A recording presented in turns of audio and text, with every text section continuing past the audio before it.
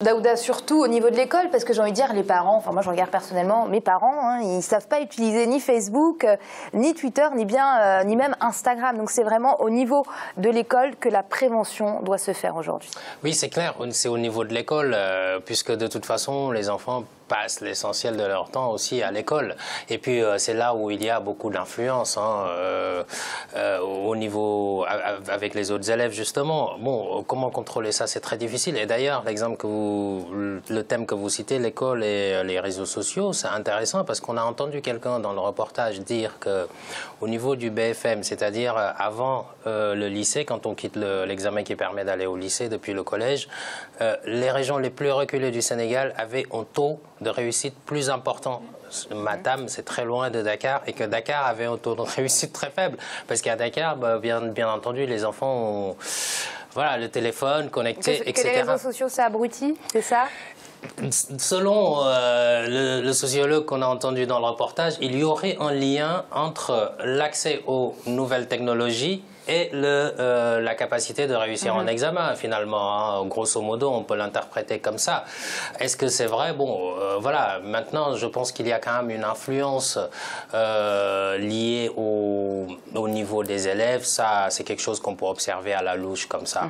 Bon, il est temps quand même d'encadrer tout ça. Alfred parlait justement tout à l'heure de politique commune. Alors, est-ce que chaque pays doit avoir ses propres lois? On doit avoir une politique harmonisée pour tout le continent africain pour lutter contre les cybercriminels? Ce serait bien d'avoir une politique harmonisée pour tout le continent africain, mais la seule institution qui pourrait éventuellement permettre d'arriver à ça, c'est l'Union africaine. Or, on sait très bien que l'Union africaine a quand même des faiblesses dans un certain nombre de domaines. Et qu'elle n'est pas très active dans le domaine de la cybercriminalité. Non, et puis, autant la CEDEAO a fait des sommets, il y a plusieurs organisations sous-régionales qui ont initié des sommets contre ce fléau qui est vraiment très actuel en Afrique, autant l'Union africaine, on l'a très peu entendu. On l'a très peu entendu, et puis elle ne légiférera pas, puisqu'elle ne légifère pas.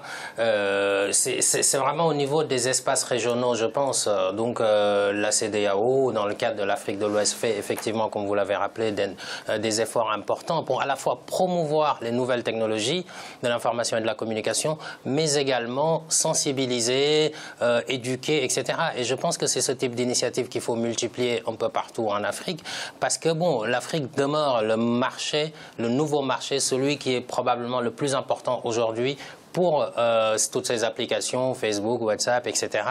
Et ils vont pas hésiter à investir. L'Afrique, de la Silicon Valley, va bientôt peut-être s'installer en Afrique. Est-ce que c'est pour créer des emplois? Si c'est pour ça, je suis d'accord. Maintenant, si c'est pour divertir ou pervertir les enfants, là-dessus, ça pose problème. Et juste une petite chose que je pense qui pourrait être intéressante, puisque ces entreprises réalisent des bénéfices en Afrique à travers les applications, il y a de la publicité et tout ça. Par contre, elles ne reversent pas aux États. Elles pourraient créer des fonds, elles pourraient payer des impôts, ou à la limite, on trouve un mécanisme qui permet de transférer des fonds issus de ces recettes qu'elles font en Afrique pour investir dans des programmes d'éducation. Je pense que ça pourrait être intéressant.